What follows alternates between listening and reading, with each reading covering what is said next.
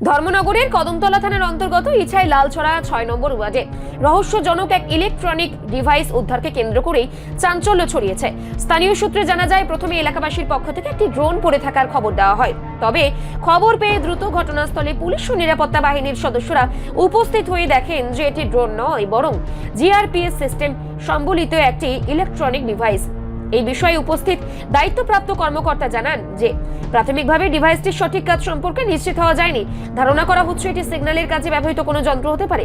বিষয়টি গুরুত্বের সঙ্গে নিয়ে ঊর্ধ্বতন কর্তৃপক্ষকে জানানো হয়েছে এবং ডিভাইসটি বর্তমানে থানায় নিয়ে যাওয়া হচ্ছে।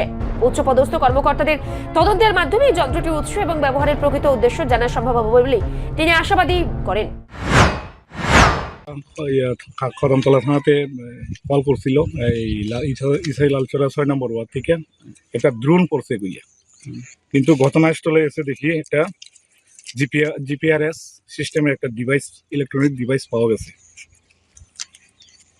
যখন এটা কি জানতে পারছেন কি এটা আসলে কি কাজে ব্যবহৃত হয়? এটা তো আমরা তো সঠিক জানতে পারতাছি না, আমরা হায়ার অথরিটির কাছে জানাবো বিষয়টা এবং ওনারা তথ্য করবেন, তথ্য নেবেন এটা কি কাজে ব্যবহার হয়।